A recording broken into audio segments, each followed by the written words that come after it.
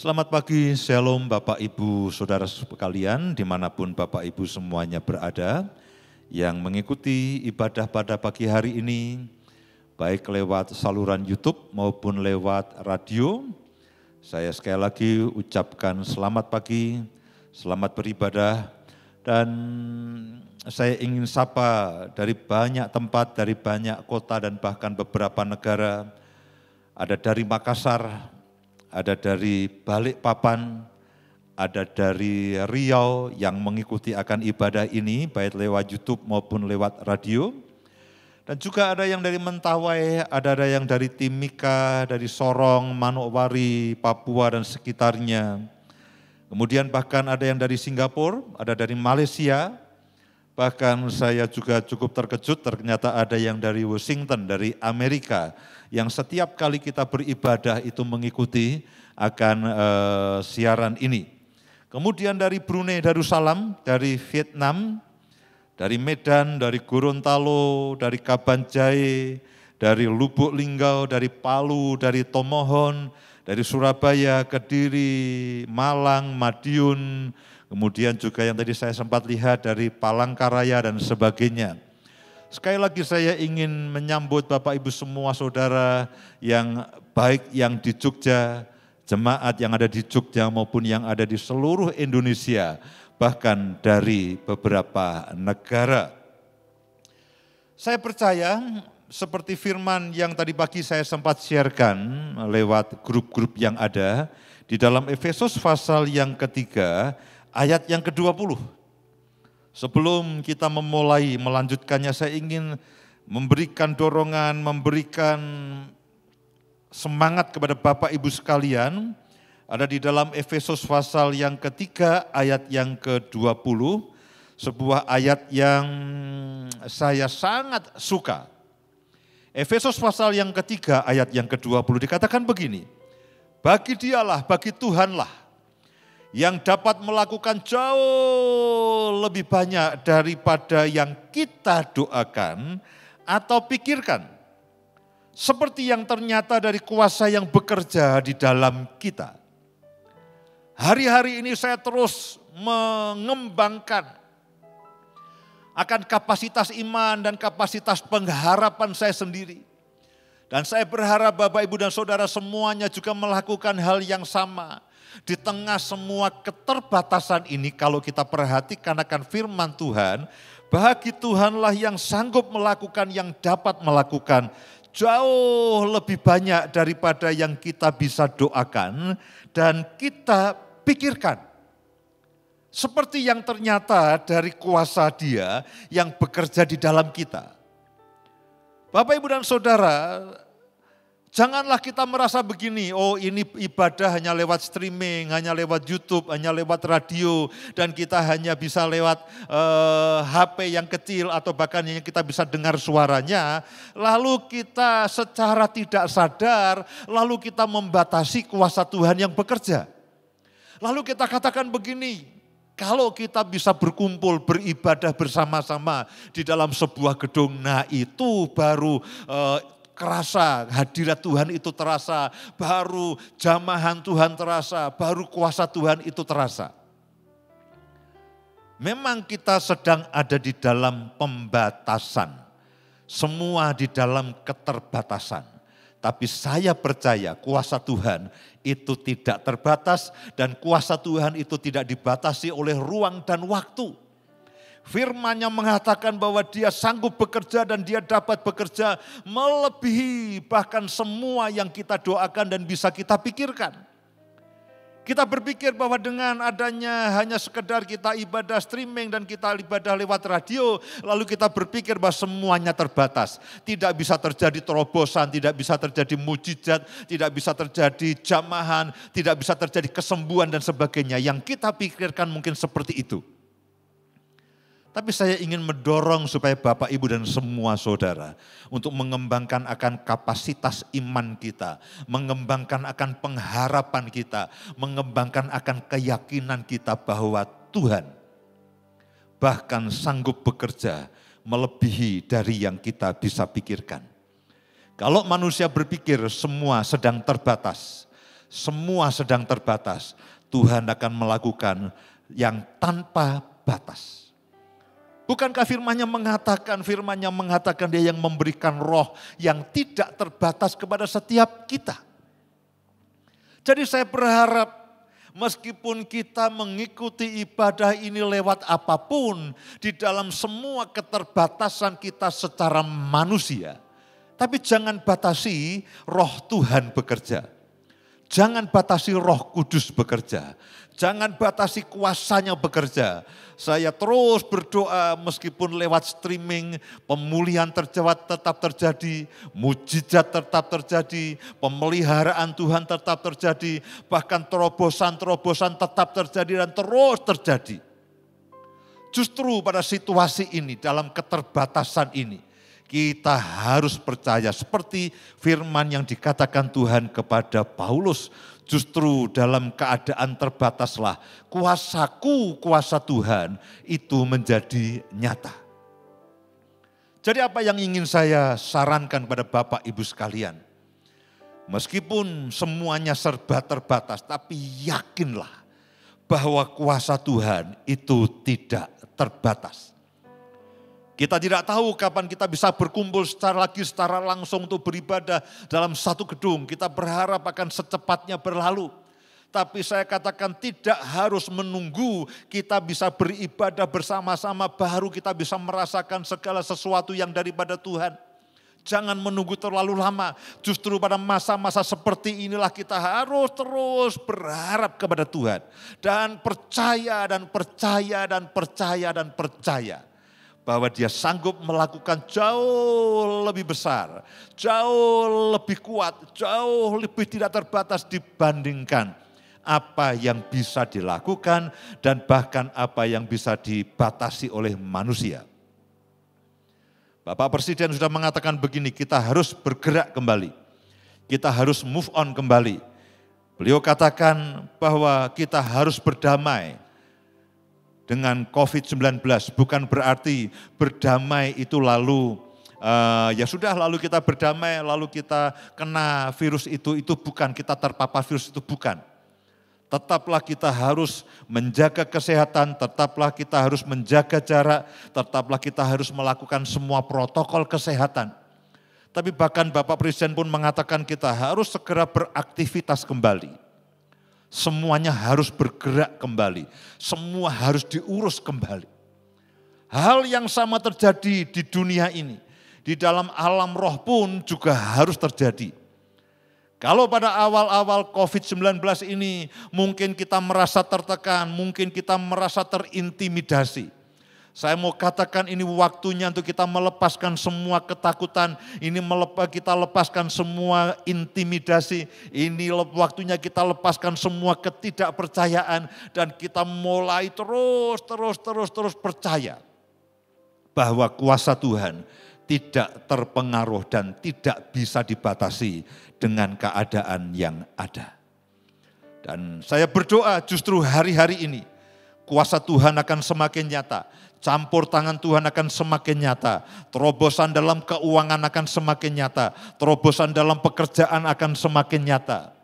Kalau ada Bapak Ibu sekalian yang pekerjaannya menjadi surut, atau Bapak Ibu sekalian yang di PHK karena keadaan, saya berdoa Tuhan akan memberikan hikmat, Tuhan akan membuka jalan. Bagi yang tidak punya pekerjaan, Tuhan akan memberikan hikmat, memberikan pengertian, sehingga justru pada masa seperti ini akan ada pekerjaan yang baru yang bisa dilakukan. Kalau saudara mungkin menjadi kehilangan banyak pelanggan, saya berdoa saudara akan mengalami terobosan, Tuhan memberikan hikmat, Tuhan memberikan kemurahannya, Tuhan memberikan jalannya, sehingga pekerjaan itu bisa berkembang lagi, pekerjaan itu bisa maju lagi. Saya ingin bersaksi sedikit. Kemarin pagi sepasang suami istri datang kepada kami, kepada saya dan Bu Indah. Hari sebelumnya mereka berdua berbicara, Pak, boleh tidak nanti hari Sabtu saya minta waktu 5 menit saja.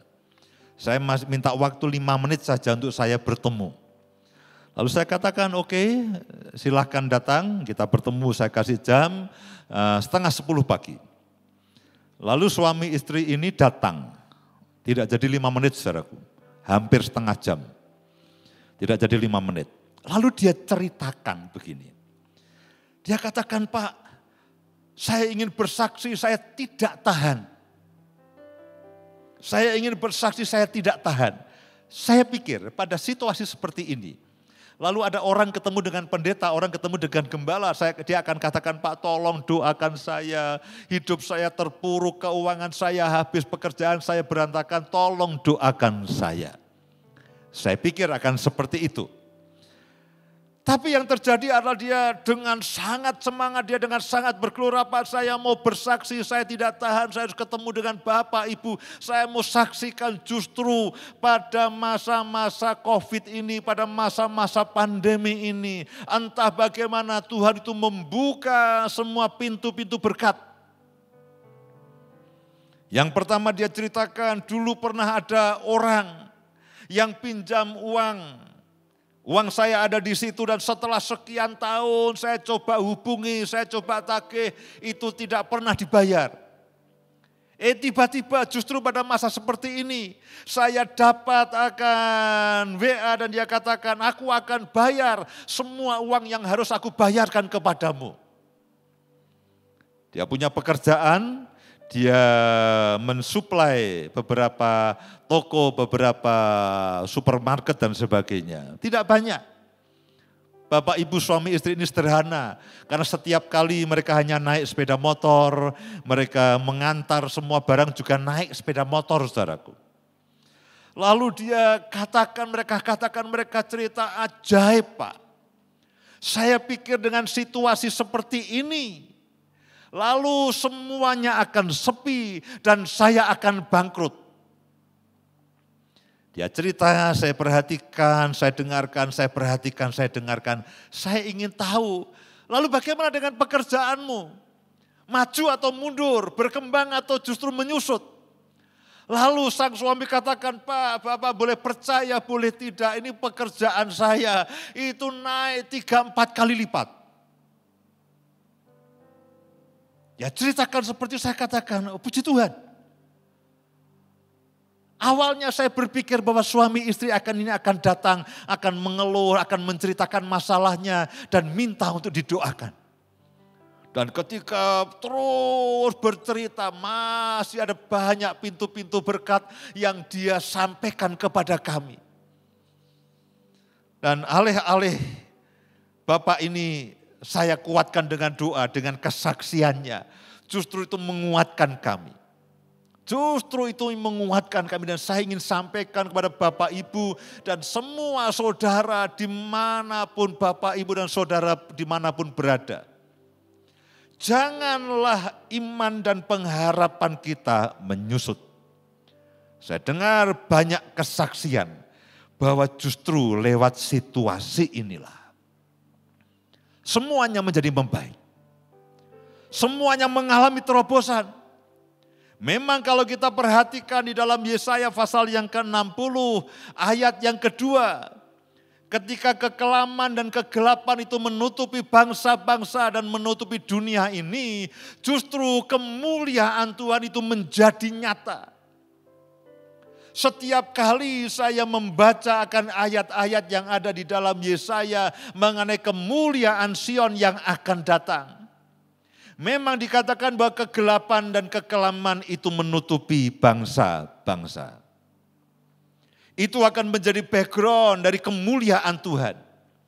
Itulah waktu dan saatnya kemuliaan Tuhan. Itu akan menjadi nyata atas gerejanya. Itu akan menjadi nyata atas umatnya yang percaya. Memang harus didahului dengan kegelapan dan kekelaman yang menutupi bumi dan menutupi akan bangsa-bangsa. Saya mau percaya, saya mau iman saya terus meningkat, saya mau terus pengharapan saya akan terus meningkat. Dan saya berharap Bapak Ibu dan semua saudara juga mengalami hal yang sama. Terus tingkatkan iman dan pengharapan bahwa memang kegelapan akan menutupi bumi dan kekelaman menutupi bangsa-bangsa. Tapi justru pada waktu itulah terang Tuhan, kemuliaan Tuhan itu akan nyata dan terbit atas kita. Saya berharap jangan ada seorang pun yang menjadi kecil hati. Jangan ada seorang pun yang berkata begini, ya sudahlah, kita bertahan saja. Kita bertahan saja. Kita ini sebagai korban, lalu kita bertahan saja. Kita tunggu nanti kalau pandemi ini sudah berlalu. Saudaraku, tidak perlu menunggu pandemi ini akan berlalu. Kapan akan berlalu kita tidak tahu. Kapan virus itu akan lenyap dari Indonesia kita tidak tahu. Kapan virus itu akan lenyap dari muka bumi ini itu tidak tahu. Bahkan para ahli sebagian meramalkan itu tidak akan lenyap dari Indonesia dan tidak akan dari muka bumi ini. Kita akan hidup bersama-sama dengan virus itu. Sampai vaksin itu ditemukan, kapan vaksin itu ditemukan kita juga tidak tahu. Jadi saya ingin katakan begini pada Bapak, Ibu dan semua saudara. Jangan posisikan hidup kita ini sebagai korban. Dan kita hanya menunggu dan menunggu nanti kalau situasi menjadi lebih baik. Aku mau bermalas-malasan lebih dahulu. Aku mau santai lebih dahulu. Biarlah pekerjaan ini lebih dahulu. Sudah nanti kita urus nanti saja. Aku masih punya tabungan dan sebagainya. Justru saya mau katakan. Pada masa paling kelam dan pada masa paling gelap ini. Kemuliaan dan terang Tuhan itu akan semakin nyata dalam kehidupan setiap saudara dan saya. Jadi bangkitkan iman saudara, bangkitkan pengharapan saudara. Saudara perlu mempelajari bahwa dikatakan new normal ini akan seperti apa, normal yang baru ini seperti apa. Pelajari baik-baik, minta hikmat Tuhan, apa yang harus saudara dan saya lakukan. Pelajari mana situasi yang akan terjadi setelah pandemi ini semua menyusut dan berakhir, dunia akan seperti apa. Saya mau katakan pelajari itu new normal. Normal yang baru itu seperti apa. Tapi terlebih dari itu semuanya mintalah hikmat Tuhan.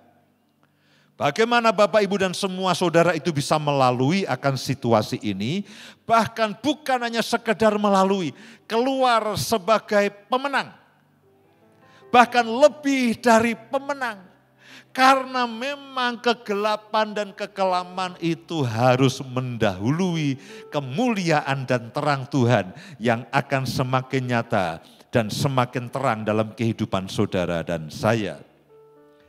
Firman Tuhan pada pagi hari ini saya juga akan ambil di dalam Yesaya pasal yang ke-60.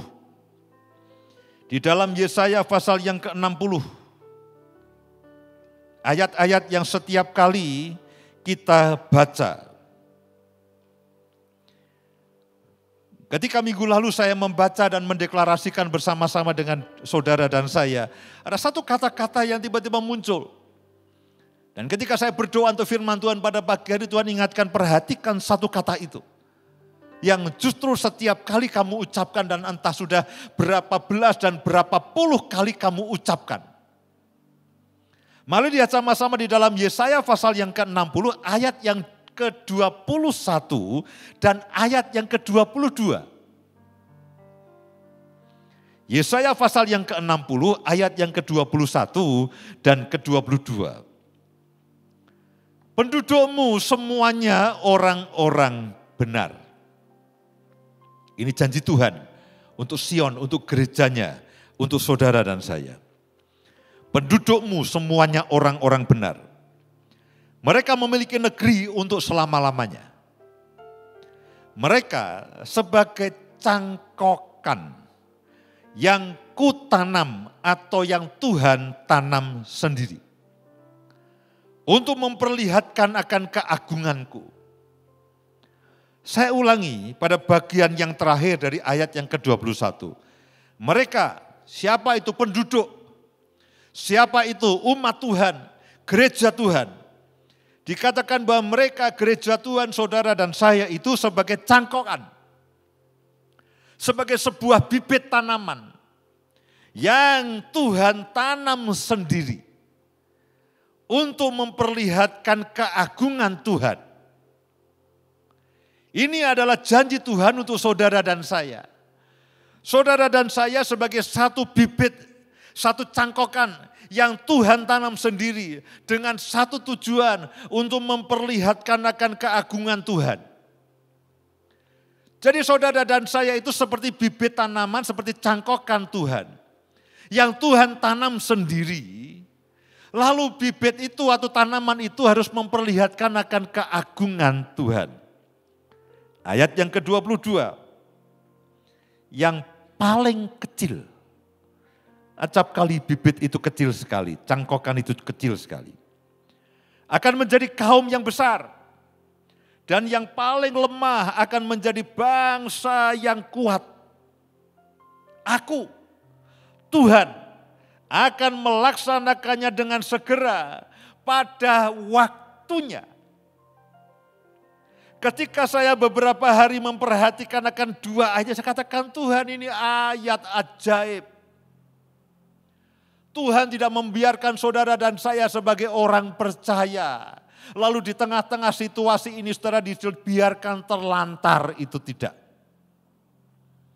Bahwa kita harus hati-hati. Bahwa kita harus mengikuti semua protokol kesehatan bahwa kita harus memperhatikan semua pekerjaan, semua pelayanan yang Tuhan percayakan kepada kita, Tapi janganlah kita mengatakan bahwa Tuhan sedang memojokkan saya, Tuhan sedang menterlantarkan saya, Tuhan sedang mengabaikan saya. Kenapa saya ada di dalam bisnis yang lalu justru pada masa seperti ini, itu terdampak dan menjadi masalah. Janganlah kita mengatakan, Tuhan kenapa aku harus di PHK, kenapa bisnisku harus mati, kenapa bisnisku harus menurun. Tidak penting dan tidak peduli situasi apapun yang saudara dan saya sedang alami pada hari ini. Setiap kali ketika kita menyampaikan, setiap kali ketika kita ini mengucapkan dan mendeklarasikan akan deklarasi kemuliaan Tuhan yang ada di dalam Yesaya pasal yang ke-60 ini. Mengenai kemuliaan Sion yang akan datang. Tuhan katakan, engkau dan saya adalah tanaman Tuhan sendiri. Engkau dan saya adalah cangkokan yang Tuhan tanam sendiri. Yang kecil akan menjadi kaum yang besar. Seringkali memang bibit tanaman itu kecil. Mungkin hanya 10, 20, 30 senti. Cangkokan itu juga tidak besar. Tapi ketika Tuhan menanamnya, semua pohon yang ditanam lewat cangkokan atau lewat bibit itu akan menjadi besar dan akan menjadi berbuah. Dan Alkitab mengatakan Tuhan itu semuanya untuk memperlihatkan keagungan Tuhan. Perhatikan baik-baik. Saudara dan saya yang ditanam oleh Tuhan sendiri. Tujuannya adalah untuk memperlihatkan, untuk menunjukkan kepada dunia bahwa keagungan Tuhan itu ada di dalam kehidupan saudara dan saya. Kemuliaan Tuhan itu ada di dalam kehidupan saudara dan saya. Tuhan akan membuat perbedaan. Perhatikan baik-baik, Tuhan akan membuat perbedaan antara orang yang percaya dan orang yang tidak percaya. Tuhan akan membuat perbedaan antara orang yang berharap kepada Tuhan dan orang yang tidak berharap kepada Tuhan. Tuhan akan membuat perbedaan antara orang yang ada dalam lindungan yang maha tinggi, yang maha mulia, dan orang yang berlindung kepada kekayaannya, orang yang berlindung kepada kekuatannya, orang yang berlindung kepada kekuasaannya. Tuhan akan membuat perbedaan mana yang ditanam Tuhan untuk memperlihatkan akan keagungan Tuhan dan mana yang tidak. Semuanya itu akan segera terjadi. Jadi saya berharap Bapak Ibu dan semua saudara janganlah hari-hari ini berkecil hati. Justru mari terus banyak berdoa, banyak baca firman. Kalau saudara didorong Tuhan untuk berpuasa, entah itu puasa Esther, puasa Daniel, atau puasa dengan cara apapun, puasalah. Tangkap wahyu Tuhan, tangkap hikmat Tuhan, tangkap pengertian Tuhan, tangkap semuanya yang daripada Tuhan. Saudara hanya perlu berdoa lebih banyak.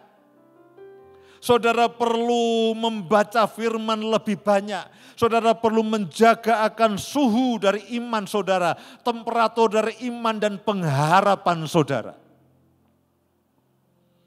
Saudaraku ngomong soal doa, paling tidak ada 2 program doa yang hari-hari ini terus kita gaungkan.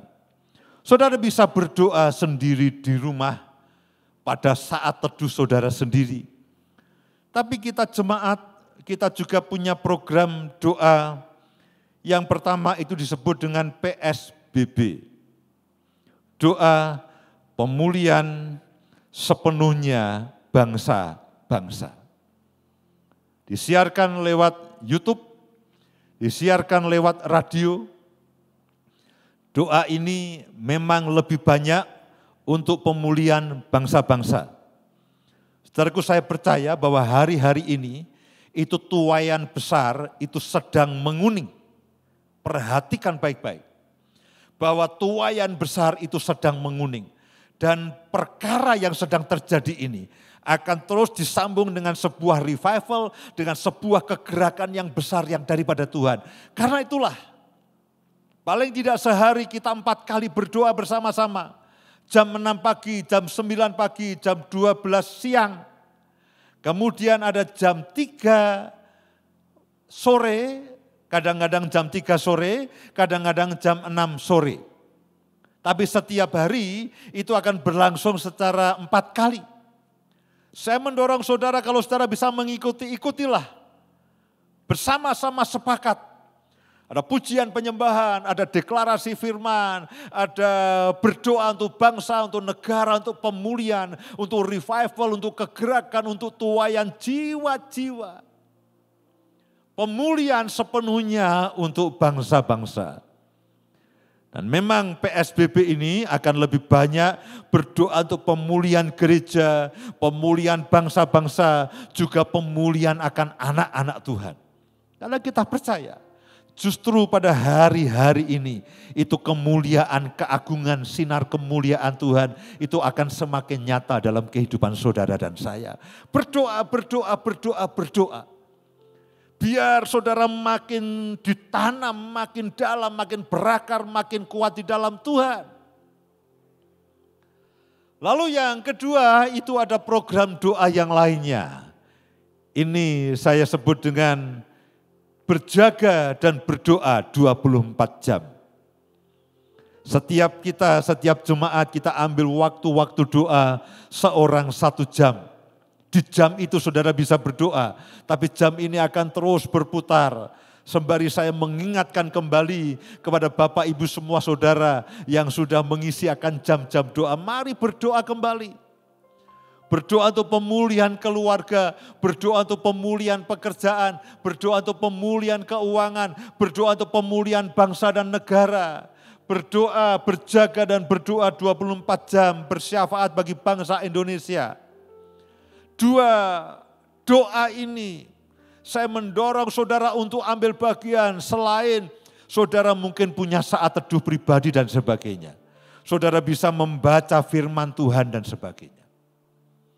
Saudaraku, saya percaya hari-hari ini saudara akan ditanam makin kuat. Saya ingin berikan satu contoh.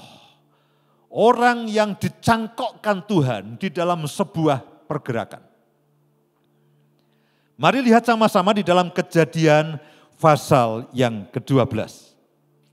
Ada satu orang yang dicangkokkan dalam sebuah rencana Tuhan. Kejadian pasal yang ke-12 ayat yang ke-5. Ayat yang pertama. Mulai dari ayat yang pertama sampai dengan ayat yang ke-5 maksud saya. Ini adalah ketika Tuhan itu memanggil Abraham. Berfirmanlah Tuhan kepada Abraham, pergilah dari negerimu dan dari sanak saudaramu dan dari rumah bapamu ini ke negeri yang akan kutunjukkan kepadamu. Aku Tuhan akan membuat engkau, Abraham, menjadi bangsa yang besar dan memberkati engkau serta membuat namamu masyhur dan engkau akan menjadi berkat. Aku akan memberkati orang-orang yang memberkati engkau dan mengutuk orang-orang yang mengutuk engkau. Dan olehmu semua kaum di muka bumi akan mendapat berkat. Ini adalah destiny, ini adalah panggilan, ini adalah kodrat ilahi untuk Abraham. Tuhan panggil Abraham keluar dari daerahnya, dari sanak saudaranya, dengan tujuan untuk diberkati menjadi berkat. Ya, Tuhan akan memberikan keturunan yang sangat banyak. Itulah panggilan, itulah destiny, dan itulah kodrat ilahi yang diberikan Tuhan kepada Abraham. Lalu pada ayat yang berikutnya, Abraham membawa Sarai, ayat yang keempat ya. Lalu pergilah Abraham seperti yang difirmankan Tuhan kepadanya. Nah, perhatikan. Dan Lot itu adalah keponakan Abraham. Ikut bersama-sama dengan dia. Abraham berumur 75 tahun ketika ia berangkat dari Haran. Abraham membawa Sarai istrinya dan Lot anak saudaranya atau keponakannya. Dan segala harta benda yang didapat mereka. Dan orang-orang yang diperoleh mereka di Haran, mereka berangkat ke tanah Kanaan lalu sampai di situ. Nah, Bapak, Ibu, dan Saudara perhatikan baik-baik, Tuhan memanggil Abraham untuk satu panggilan, untuk satu destiny, untuk satu kodrat ilahi, bahwa Abraham ini akan diberkati dan menjadi berkat. Abraham ini akan menjadi bangsa yang besar. Bahkan Tuhan memberikan perlindungan yang ekstra kepada Abraham. Orang yang memberkati engkau akan diberkati, orang yang mengutuk engkau juga akan dikutuk. Kalau Abraham ini mengajak Sarai, itu normal. Karena Sarai memang istrinya. Tapi di dalam ayat yang keempat itu menarik sekali dikatakan, dan Lot pun ikut bersama-sama dengan dia. Pada waktu itu dikatakan bahwa Abraham dan Lot itu sudah punya harta benda di Haran. Tapi ketika Tuhan itu memanggil Abraham, dengan sebuah janji besar, Abraham, aku akan memberkati engkau, aku akan menjadikan engkau sangat banyak, dan aku akan melindungi akan engkau. Ketika Lot mengerti itu, dikatakan Lot ini ikut bersama-sama dengan Tuhan. Lot ikut bersama-sama dengan Abraham. Secara tidak langsung Lot ini nempel kepada Abraham. Lot ini seperti cangkokan di dalam panggilan Tuhan kepada Abraham. Lot ini nempel kepada Abraham. Lot itu seperti cangkokan yang ditanam di dalam panggilan, dalam destiny, dan dalam kodrat ilahinya Abraham. Dan kalau kita perhatikan, dikatakan Abraham itu diberkati, yang menarik, Lot juga ikut diberkati. Mari lihat sama-sama. Kejadian pasal yang ke-13,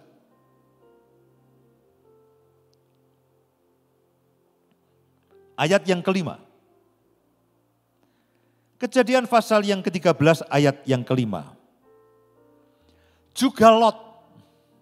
Kalau saudara baca ayat-ayat sebelumnya, itu mengenai berkat Tuhan kepada Abraham. Juga Lot yang ikut bersama-sama dengan Abraham. Ayat-ayat berikutnya itu diceritakan mengenai Abraham punya harta yang sangat banyak. Punya ternak, punya kambing domba yang sangat banyak. Diberkati Tuhan dengan ajaib. Ayat yang kelima dikatakan juga Lot yang ikut bersama-sama dengan Abraham mempunyai domba dan lembu dan kemah. Sama banyaknya sampai dikatakan begini, tetapi negeri itu tidak cukup luas bagi mereka, bagi Abraham dan bagi Lot untuk diam bersama-sama. Sebab harta milik mereka, harta milik siapa? Harta milik Abraham dan harta milik Lot. Harta milik mereka amat banyak sehingga mereka tidak dapat diam bersama-sama. Kalau saudara baca ayat-ayat berikutnya lalu singkat kata mereka berpisah. Sayang sih, bagi Lot itu sebuah kesalahan besar. Pada waktu Tuhan memanggil Abraham, memberikan panggilan, memberikan destiny, memberikan kodrat ilahi. Lalu dikatakan Lot itu ikut bersama-sama dengan dia. Sejak itu hidupnya seperti cangkokan yang ditanam Tuhan sendiri, atau cangkokan yang ditanam di dalam panggilan Abraham, di dalam destiny Abraham, di dalam kodrat ilahinya Abraham. Dan ketika Abraham diberkati, Lot juga diberkati. Ketika kambing domba dan lembunya beranak pinak, kambing domba dan lembu dari Lot juga beranak pinak. Apapun yang diterima oleh Abraham, diterima oleh Lot. Karena apa? Lot itu seperti cangkokan, seperti tanaman yang ditanamkan, dicangkokkan di dalam kehidupan Abraham, di dalam panggilan Abraham itu. Hal yang sama dengan saudara dan saya. Ketika saudara itu sebagai cangkokan yang Tuhan tanam sendiri untuk memperlihatkan keagungan Tuhan, saudara juga akan seperti Lot. Saudara akan diberkati bahwa memang sayang. Pada akhirnya Lot itu memisahkan diri daripada Abraham. Untuk semua saudara dan saya pada masa-masa seperti ini, janganlah sampai kita undur. Saya sadar bahwa kadang-kadang acap kali situasi tidak mudah. Keadaan tidak mudah. Bagaimanapun juga ketika kegelapan dan kekelaman itu menutupi bumi, kita ada di situ. Secara rohani kita akan melihat akan kegelapan itu. Secara jasmani maksud saya, kita akan melihat kegelapan dan kekelaman itu. Bagaimanapun juga kita ikut mengalami semua dampak dari pandemi ini. Tapi jangan lupa, kita jangan tertarik ke situ, kita jangan terhisap ke situ. Kita jangan tertarik ke bawah dan mengatakan saya ini korban pandemi. Janganlah posisikan saudara dan saya sebagai korban. Dan saudara mengatakan aku ini korban pandemi. Lihat pekerjaanku berantakan. Lihat keuanganku menurun drastis. Saya berharap melalui firman Tuhan pada pagi hari ini. Iman saudara dibangkitkan kembali. Pengharapan saudara dibangkitkan kembali. Dan pengertian saudara diberikan kembali. Bahwa saudara dan saya adalah cangkokan yang Tuhan tanam sendiri dengan tujuan untuk memperlihatkan akan keagungan Tuhan. Jangan undur daripadanya. Jangan undur, jangan katakan saya korban dan jangan biarkan diri saudara tertarik ke bawah. Kita harus terbang makin tinggi seperti Raja Wali mengatasi semua badai dan mengarahkan pandangan kita kepada Kristus itu. Sayang memang. Lalu dikatakan Lot ini memisahkan diri. Dikatakan Lot ini akhirnya memisahkan diri. Kenapa? Karena mereka sudah tidak punya tempat lagi untuk harta bendanya. Dan kalau saudara baca di dalam ayat-ayat berikutnya, akhirnya Lot ini tinggal di Sodom. Itu kota yang paling berdosa pada waktu itu. Dan kita tahu akhirnya Tuhan memporak-porandakan akan Sodom dan Gomora. Memang Lot itu sempat diselamatkan. Istrinya menjadi tiang garam. Lalu dia dengan kedua anaknya akhirnya melakukan persetubuhan yang tidak wajar. Lahirlah Bani Moab dan Bani Amon. Dan kalau saudara perhatikan memang ini endingnya mengenaskan. Ini adalah contoh dari orang yang dicangkokkan lalu terlepas dan hidupnya menjadi terkutuk. Dan kalau saudara perhatikan, dua bani ini, Amon dan Moab ini menjadi musuh bebuyutan orang Israel. Sampai kalau saudara perhatikan di dalam Ulangan pasal yang ke-23 ayat yang ketiga. Sampai firman Tuhan mengatakan begini, seorang Amon atau seorang Moab. Ini keturunan Lot. Yang tadi dicangkokkan ke dalam panggilan Abraham. Yang sempat menikmati berkat yang Abraham terima. Tapi karena dia memisahkan diri dan memilih tinggal di dalam dosa. Tinggal di dalam Sodom itu hidupnya menjadi terkutuk dan bahkan keturunannya menjadi terkutuk. Dikatakan seorang Amon atau seorang Moab, janganlah masuk jemaah Tuhan, bahkan keturunannya yang ke-10 pun tidak boleh masuk jemaah Tuhan sampai selama-lamanya. Saudaraku, saya berharap, saya berdoa, saudara bukan orang yang terbuang, saudara bukan korban. Hari-hari ini, percayalah, saudara sedang ditanam oleh Tuhan kembali. Saudara mungkin sedang dilepaskan dari dunia ini. Dilepaskan dari ketergantungan kepada dunia ini. Dilepaskan dari semua lingkungan dari dunia ini yang tidak baik. Tuhan cabut, lalu Tuhan cangkok di dalam panggilannya. Tuhan cangkok, Tuhan tanam sendiri dengan tujuan untuk memperlihatkan keagungan Tuhan.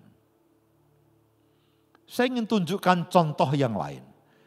Kalau Lot ini adalah orang yang dicangkokkan, lalu melepaskan diri, dan akhirnya hidupnya menjadi tanaman liar, dan hidupnya menjadi terkutuk. Ada contoh yang lain yang saya suka sebetulnya. Itu ada di dalam kitab Filemon, ini kisah mengenai Onesimus. Ini kisah mengenai Onesimus.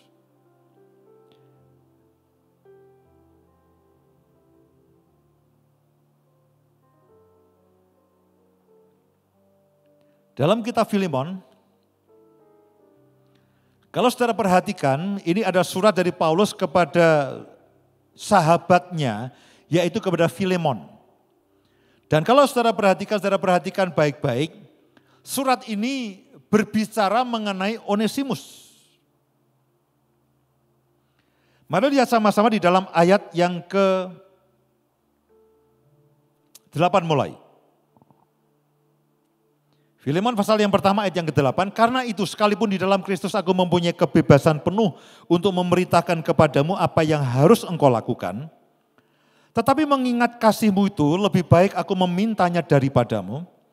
Aku Paulus yang sudah menjadi tua, lagi pula sekarang dipenjarakan karena Kristus Yesus, mengajukan permintaan kepadamu mengenai anakku yang kudapat selagi aku dalam penjara, yakni Onesimus. Dahulu memang dia tidak berguna bagimu, tetapi sekarang sangat berguna baik bagimu maupun bagiku. Nah, Onesimus ini adalah hamba atau budak daripada Filemon. Dan sebagai seorang budak, dia melarikan diri. Ketika dia melarikan diri, dia ditangkap, lalu dijebloskan ke penjara. Di penjara ketemu dengan Paulus. Lalu singkat kata, ini Onesimus itu seperti cangkokan yang ditanam Tuhan ke dalam panggilan yang diterima Paulus oleh Tuhan. Sama dengan Lot tadi. Lot itu dicangkokkan ke dalam panggilan Abraham. Sayang, dia memisahkan diri dan dia memilih tinggal di Sodom. Kisah yang berbalik, ini Onesimus, ini hamba, ini budak. Yang bisa dikatakan yang melakukan kesalahan. Ketika dia melarikan diri dari tuannya, lalu dia dijebloskan ke dalam penjara. Jadi ini cangkokan liar, ini tanaman liar, ini seperti semak belukar yang tidak ada gunanya. Lalu ketemu dengan Paulus, singkat kata. Dia mengerti akan panggilan Tuhan. Dia mengerti akan destiny yang daripada Tuhan. Jadi akhirnya Paulus ini mengatakan kepada Filemon, bebaskanlah dia. Kalau aku perlu membayar, aku akan membayarnya. Nanti saudara bisa baca di dalam ayat-ayat yang berikutnya. Akhirnya Onesimus menjadi orang bebas. Dan kalau saudara membacakan sejarah gereja, akhirnya Onesimus ini menjadi pemimpin jemaat di Efesus dan menjadi rasul di Kolose. Saudara perhatikan akan dua kontradiksi ini. Lot itu cangkokan yang ditanam ke dalam panggilan yang diterima oleh Abraham. Hidupnya diberkati. Di tengah jalan, dia memisahkan diri, lalu dia memilih tinggal di Sodom, akhirnya hidupnya berantakan, akhirnya hidupnya menjadi terkutuk. Cangkokan yang akhirnya memisahkan diri dan hidupnya menjadi tanaman liar. Sebaliknya, Onesimus ini adalah tanaman liar awalnya. Ini adalah ranting yang liar. ranting yang bodoh, ranting yang melakukan kesalahan. Sebagai seorang hamba dia melarikan diri dan akhirnya dia ditahan, dijebloskan ke dalam penjara. Tapi di penjara, dia seperti cangkokan yang Tuhan tanam sendiri. Ketika dia mendengarkan dari Paulus, akhirnya dia bertobat dan dia akhirnya menjadi pemimpin jemaat, dia menjadi seorang rasul, dia menjadi seorang penginjil. Dua gambaran ini akan menolong saudara dan saya. Dan sekarang Tuhan katakan pada setiap saudara dan saya, janjinya mengatakan saudara dan saya adalah cangkokan yang ditanam Tuhan sendiri. Tujuannya apa? Untuk memperlihatkan keagungan Tuhan. Yang kecil akan menjadi bangsa yang besar. Yang tidak berguna akan menjadi berguna. Yang terbuang menjadi sangat banyak gunanya. Itulah perbedaan antara Lot dan Onesimus. Lot itu cangkokan di dalam panggilan Tuhan kepada Abraham, akhirnya memisahkan diri dan hidupnya menyedihkan. Sebaliknya Onesimus itu tanaman liar yang akhirnya dicangkokkan kepada panggilan Tuhan. Jadi apa yang harus saudara dan saya lakukan hari-hari ini? Percaya, saudara dan saya adalah cangkokan yang Tuhan tanam sendiri. Dengan tujuan apa? Untuk memperlihatkan akan keagungan Tuhan. Untuk memperlihatkan akan keagungan Tuhan.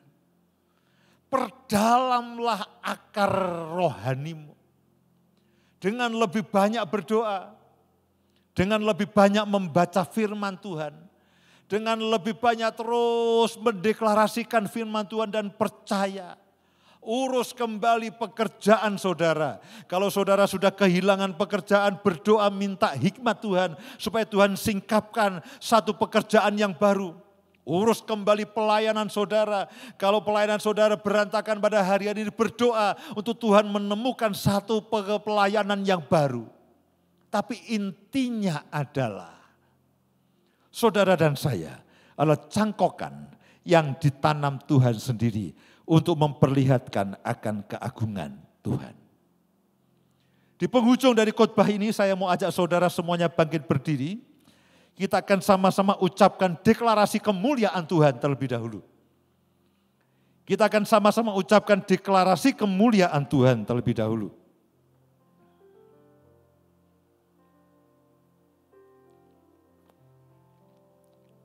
Di dalam ayat-ayat inilah, tadi seperti yang saya sampaikan sebagai cangkokan yang Tuhan tanam sendiri. Itu pada ayat-ayat yang terakhir nanti. Saya ajak semuanya bangkit berdiri dimanapun saudara berada. Untuk kita ucapkan dengan iman. Kalau Bapak Ibu mendengarkan lewat radio, Bapak Ibu bisa lihat di dalam Yesaya pasal yang ke-60. Dalam satu pasal itu adalah janji Tuhan mengenai kemuliaan Sion. Mari ucapkan sama-sama, 1, 2, 3. Deklarasi kemuliaan Tuhan. Di dalam nama Tuhan Yesus Kristus, kami percaya Yesaya 60 terjadi atas kami dan keluarga kami. Kami sudah bangkit dan menjadi terang, sebab terang kami sudah datang dan kemuliaan Tuhan sudah terbit atas kami. Sebab sesungguhnya kegelapan menutupi bumi dan kekelaman menutupi bangsa-bangsa. Tetapi terang Tuhan terbit atas kami dan kemuliaan Tuhan menjadi nyata atas kami. Bangsa-bangsa berduyun-duyun datang kepada terang kami dan raja-raja kepada cahaya yang terbit bagi kami. Kami mengangkat muka dan melihat ke sekeliling.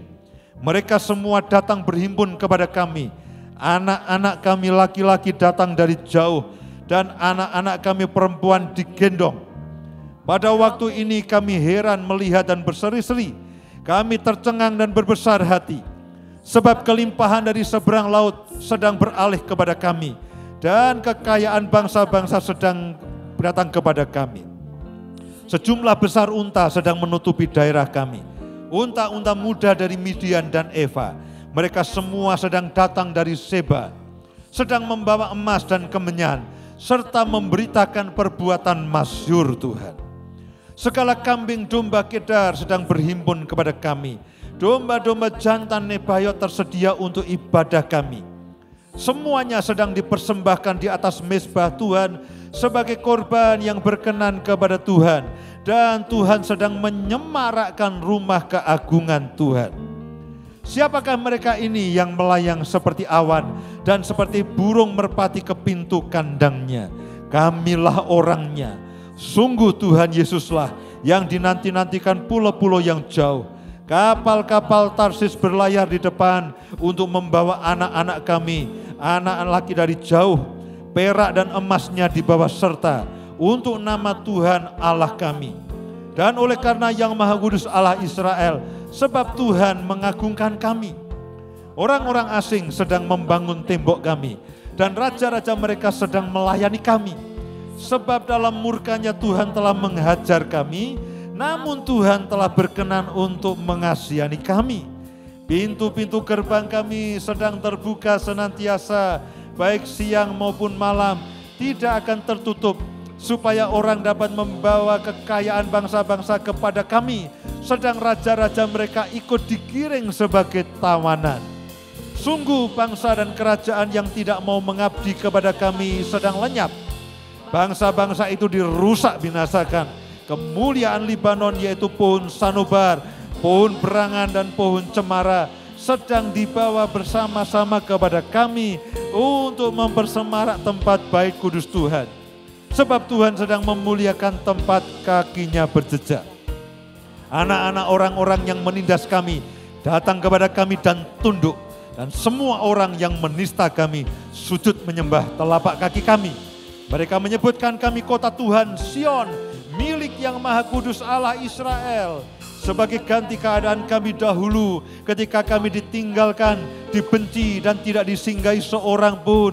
Sekarang Tuhan sedang membuat kami menjadi kebanggaan abadi, menjadi kegirangan turun-temurun. Kami sedang menghisap susu bangsa-bangsa dan sedang meminum susu kerajaan-kerajaan. Maka kami mengetahui bahwa Tuhan Yesuslah juru selamat kami dan penebus kami yang maha kuasa, Allah Yakub. Sebagai ganti tembaga Tuhan sedang membawa emas, dan sebagai ganti besi Tuhan sedang membawa perak, sebagai ganti kayu tembaga dan sebagai ganti batu besi. Tuhan memberikan damai sejahtera dan keadilan yang melindungi dan mengatur hidup kami. Tidak akan ada lagi kabar tentang perbuatan kekerasan di negeri kami, tentang kebinasaan atau keruntuhan di daerah kami. Kami menyebutkan tembok kami selamat dan pintu-pintu gerbang kami pujian. Bagi kami matahari tidak lagi menjadi penerang pada siang hari, dan cahaya bulan tidak lagi memberi terang pada malam hari. Tetapi Tuhan Yesus sedang menjadi penerang abadi bagi kami, dan Allah kami menjadi keagungan kami. Bagi kami sudah ada matahari yang tidak pernah terbenam dan bulan yang tidak surut. Sebab Tuhan menjadi penerang abadi bagi kami, dan hari-hari perkabungan kami sudah berakhir. Penduduk kami semuanya orang-orang benar. Kami memiliki negeri untuk selama-lamanya. Kami sebagai cangkokan yang Tuhan tanam sendiri untuk memperlihatkan keagungan Tuhan. Kami yang kecil menjadi kaum yang besar, dan kami yang lemah menjadi bangsa yang kuat. Sekarang Tuhan Yesus sedang melaksanakannya. Amin, amin, amin. Saudaraku, saya berharap Yesaya 60 ini dari hari ke hari akan semakin diwahyukan dalam hidup saudara. Semakin diremakan dalam kehidupan saudara. Semakin hari saudara akan semakin terbuka dengan semua pengertian yang Tuhan memang berikan kepada saudara dan saya. Karena inilah yang sedang terjadi. Yesaya 60 ini sedang terjadi. Yesaya 60 ini sedang digenapi justru di dalam masa kekelaman dan masa kegelapan ini. Jangan posisikan saudara sebagai korban. Dan janganlah cerita Lot itu berulang.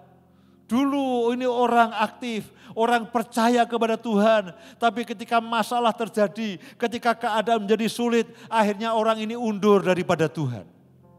Lot itu cangkokan yang terlepas, yang akhirnya menjadi ranting yang liar. Tapi sebaliknya Onesimus Itu ranting liar, cangkokan liar yang akhirnya ditanam di dalam rumah Tuhan lewat pelayanan Paulus. Akhirnya hidupnya berbuah dan Tuhan memperlihatkan keagungannya lewat akan Onesimus itu. Saya berharap hari-hari ini firman mengenai cangkokan yang Tuhan tanam sendiri, itu akan betul-betul tertanam dalam kehidupan saudara dan saya. Saudaraku, kita akan memberikan persembahan. Saudara bisa memberikan lewat online, lewat online banking yang ada, seperti yang ada di dalam layar TV saudara. Saya percaya meskipun orang mengatakan keadaan tidak menguntungkan, tapi saya katakan kepada diri saya sendiri, setiap kali saya beribadah saya tidak ingin membawa dengan tangan kosong.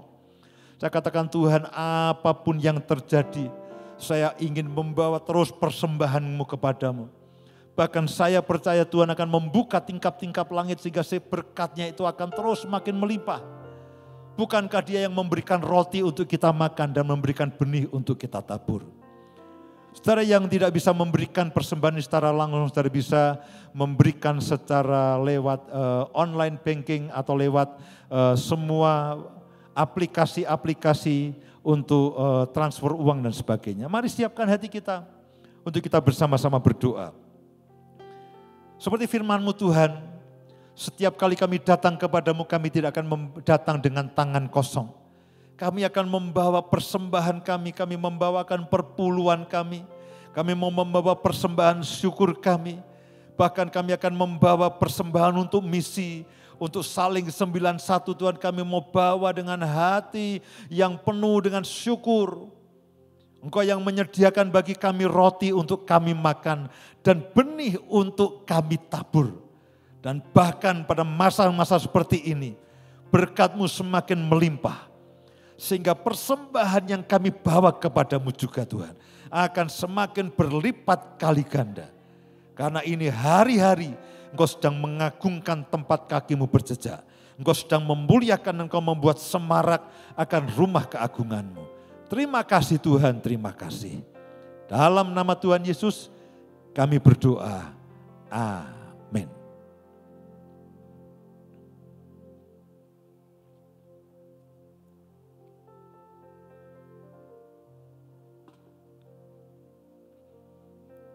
Sekali lagi bagi Bapak Ibu Saudara yang akan memberikan persembahan, saudara bisa lakukan lewat online banking dengan semua fasilitas yang ada. Ada beberapa pengumuman yang saya ingin sampaikan kepada Bapak Ibu dan semua saudara. Kita akan melakukan ibadah kenaikan Isa Al-Masih pada hari Kamis tanggal 21 Mei jam 9 pagi. Itu adalah ibadah kenaikan Isa Al-Masih. Kita akan lakukan pada hari Kamis tanggal 21 Mei jam 9 pagi.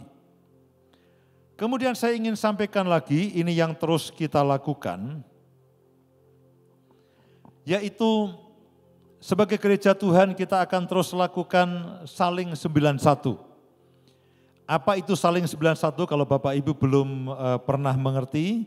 Itu adalah kita memberikan sembako kepada orang-orang yang terdampak. Sebagai gereja Tuhan kita tidak mau hanya menikmati berkat itu sendiri.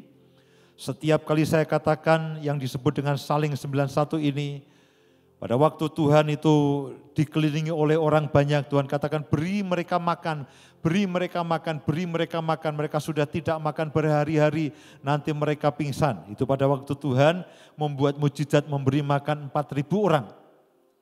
Dan sebagai gereja Tuhan saya percaya Tuhan tidak ingin kita berpangku tangan dan menutup mata dan pura-pura tidak tahu. Kita akan terus membagikan akan sembako ini kepada orang-orang yang memerlukan, yang terdampak akan pandemi ini. Terima kasih untuk semua Bapak Ibu sekalian yang sudah membagikan berkat saudara lewat saling 91 ini. Dan kita akan terus membagikan sampai dengan hari ini ada sekitar 3.500 paket sembako lebih yang kita sudah bagikan. Bapak Ibu juga bisa menjadi sahabat saling 91 yaitu orang-orang atau pribadi-pribadi yang berkomitmen untuk menabur untuk saling 91 ini. Setiap minggunya 1 paket, 2 paket, 5 paket. Setiap paket itu kurang lebih seharga Rp50.000 dan itu bisa untuk menghidupi 1 orang selama 1 minggu. Kita sudah hitung, kita sudah pertimbangkan bahwa 1 paket yang seharga kurang lebih Rp50.000 itu kita bisa digunakan untuk orang itu hidup, bertahan hidup kurang lebih 1 minggu. Dan puji Tuhan, Tuhan membuka jalan, kita akhirnya luncurkan yang disebut dengan Saling 91 Nusantara. Jadi kita bekerja sama dengan beberapa teman, beberapa kelompok, beberapa gereja di seluruh Indonesia.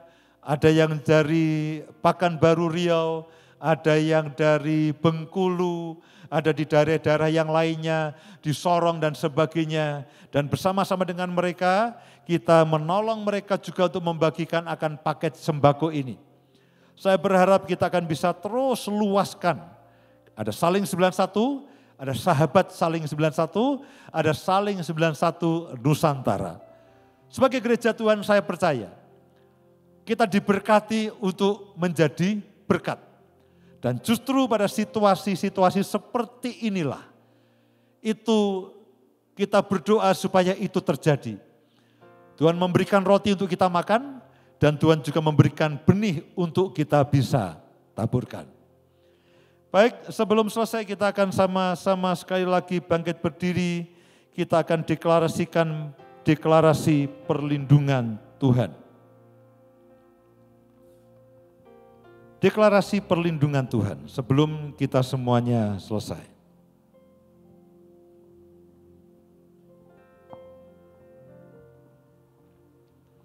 1, 2, 3. Deklarasi perlindungan Tuhan. Di dalam nama Tuhan Yesus Kristus, kami percaya Mazmur 91 terjadi atas kami, keluarga kami, kota kami, dan bangsa kami Indonesia. Kami duduk dalam lindungan yang maha tinggi dan bermalam dalam naungan yang maha kuasa. Kami berkata kepada Tuhan, tempat perlindungan kami dan kubu pertahanan kami, Tuhan Yesus yang kami percayai. Sungguh Tuhanlah yang melepaskan kami dari jerat penangkap burung, dari penyakit sampar yang busuk. Dengan kepaknya Tuhan menudungi kami, di bawah sayapnya kami berlindung. Kesetiaan Tuhan ialah perisai dan pagar tembok. Kami tidak usah takut terhadap kedahsyatan malam, terhadap panah yang terbang di waktu siang, terhadap penyakit sampar yang berjalan di dalam gelap, terhadap penyakit menular yang mengamuk di waktu petang. Walau 1000 orang rebah di sisi kami dan 10.000 di sebelah kanan kami, tetapi tidak akan menimpa kami. Kami hanya menontonnya dengan mata kami sendiri dan melihat pembalasan terhadap orang-orang fasik. Sebab Tuhan ialah tempat perlindungan kami, yang maha tinggi telah kami buat menjadi tempat perteduhan kami. Malapetaka tidak akan menimpa kami dan tulah tidak akan mendekat kepada kami. Sebab malaikat-malaikat Tuhan diperintahkannya kepada kami untuk menjaga kami di segala jalan kami. Mereka akan menatang kami di atas tangannya supaya kaki kami jangan terantuk kepada batu, singa dan ular tedung kami langkai. Kami menginjak-injak anak singa dan ular naga. Sungguh hati kami melekat kepada Tuhan, maka Tuhan meluputkan kami. Tuhan pasti membentengi kami, sebab kami mengenal nama Tuhan. Bila kami berseru kepada Tuhan, Tuhan menjawab. Tuhan menyertai kami dalam kesesakan. Tuhan meluputkan dan memuliakan kami. Dengan panjang umur, Tuhan pasti kenyangkan kami dan memperlihatkan kepada kami keselamatan yang daripada Tuhan.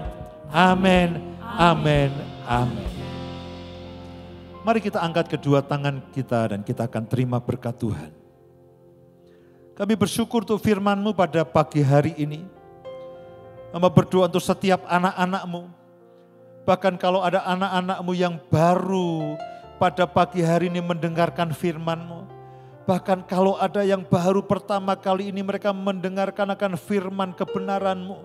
Mereka tidak pernah mendengarkan sebelumnya. Hamba berdoa bahkan kalau ada anak-anak-Mu yang belum pernah terima Yesus sebagai Tuhan dan Juru Selamat. Dan kalau hatinya terbuka bagi Bapak, Ibu dan Saudara yang belum pernah terima Yesus sebagai Tuhan dan Juru Selamat-Mu. Dan pagi hari ini engkau sadar aku memerlukan Yesus. Supaya aku sebagai cangkokan yang Tuhan tanam sendiri. Bolehlah engkau taruh tanganmu di depan dadamu dimanapun engkau berada. Dan undang Yesus sebagai Tuhan dan Juru Selamat. Berdoa dan katakan, Yesus, mari masuk ke dalam kehidupanku. Menjadi Tuhan dan Juru Selamatku. Dan jadikan aku cangkokan yang kau tanam sendiri. Untuk memperlihatkan akan rumah. Untuk akan memperlihatkan akan keagungan-Mu.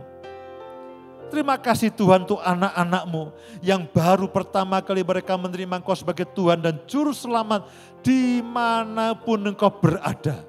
Roh Kudus tolong mereka, pimpin mereka, jagai mereka. Supaya mereka terus tertanam di dalam rumah-Mu. Terus tertanam dalam rumah-Mu. Berkati setiap anak-anak-Mu dengan semua yang baik. Engkau menjaga mereka, sehingga mereka tidak akan terlepas dari rumah-Mu. Mereka tidak akan tercabut dari rumah-Mu. Berkati semua yang mereka kerjakan. Bahkan kalau ada yang kehilangan pekerjaan, Tuhan tunjukkan dan buka pekerjaan yang baru. Kalau ada yang sedang menurun akan keuangannya, Tuhan hamba berdoa biar kemurahan dan kasih karunia-Mu, sehingga keuangan dari anak-anak-Mu akan naik kembali. Pintu gerbang kami akan terbuka senantiasa, sehingga bangsa-bangsa terus bisa membawa harta kekayaan bangsa-bangsa ke rumah kami, ke gereja Tuhan. Seperti firman yang Kau janjikan kepada kami. Berkati anak-anak-Mu dengan semua yang baik. Dan perlindungan-Mu yang sempurna ada dalam kehidupan mereka semuanya. Ada dalam kehidupan mereka semuanya. Tidak ada sakit penyakit, tidak ada kematian yang sia-sia. Tidak ada virus, tidak ada kecelakaan dalam kehidupan kami. Terima kasih Bapa, terima kasih. Di dalam nama Tuhan Yesus kami mengucap syukur dan kami berdoa. Yang percaya sama-sama katakan amin, amin, amin. Terima kasih telah beribadah bersama-sama dengan kami. Jangan lupa like, komen, share, dan subscribe channel ini. Nyalakan lonceng notifikasi untuk mendapatkan informasi ibadah-ibadah Gereja Kristen Kemah Daud Yogyakarta. Terima kasih, selamat hari Minggu, Tuhan Yesus memberkati.